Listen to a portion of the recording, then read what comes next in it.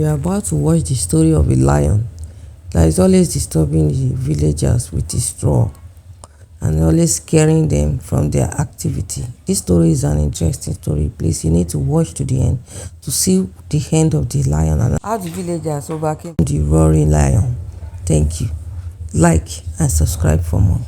Once upon a time, in a small village between mountains and dense forest, the villagers lived in fear. Every night, as the sun went down below the horizon and the moon rose high in the sky, a deep, scaring roar echoed through the valley. The source of this roar was a mighty lion, the king of the forest. He had never attacked the village, but his roar was enough to keep everyone on check. For years, the lion's roar was a constant reminder of the danger around the nearby wilderness. The villagers couldn't sleep soundly, always wondering if the lion would one day come down from the mountains and attack. Every night the roar grew louder, shaking the windows of the houses and sending chills through the spines of everyone in the village.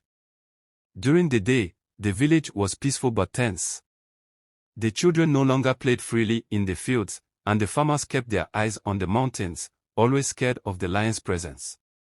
The merchants who once traveled to and from the village now avoided it, hearing tales of the lion's terrifying roar. The once flourishing village was slowly becoming isolated.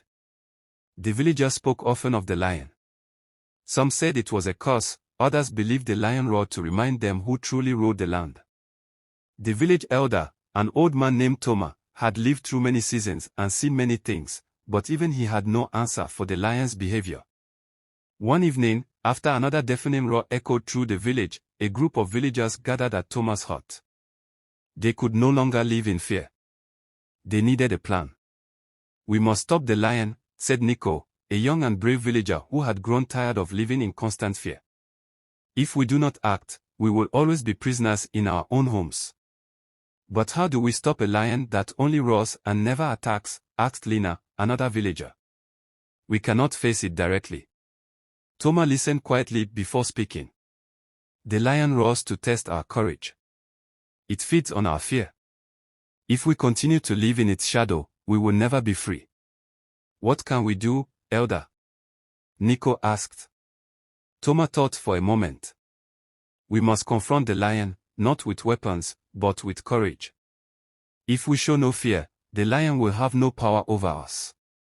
The next morning, a group of villagers gathered, led by Nico and Lina. Toma stood at the edge of the forest, holding a small torch, a symbol of their determination. Together, they made their way into the forest, following the path that led toward the lion's domain.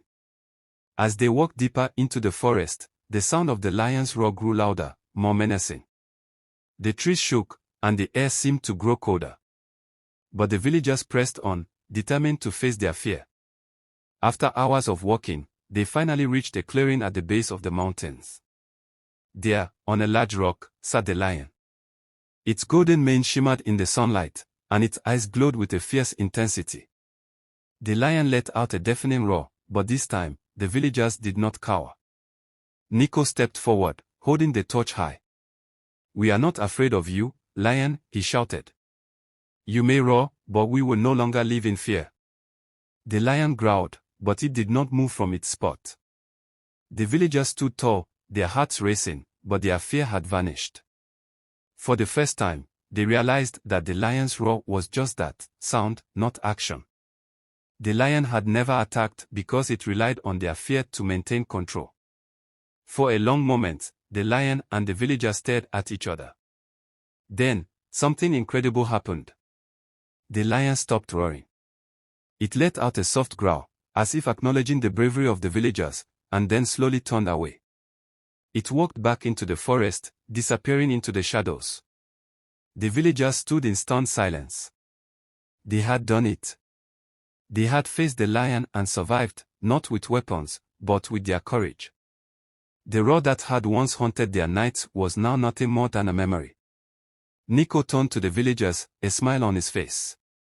"The lion is gone," he said. "We are free." From that day on, the village thrived once again. The fields were full of crops, the children played in the open, and the merchants returned. The lion's roar was never heard again, and the villagers knew that they had overcome not just the lion, but their own fear. Toma, watching from his hut, smiled as the village returned to life. Courage is not the absence of fear, he said quietly to himself, but the strength to face it. And so, the village lived in peace, knowing that no roar, no matter how loud, could ever control them again. This story encapsulates the themes of fear, courage, and the power of confronting one's deepest anxieties.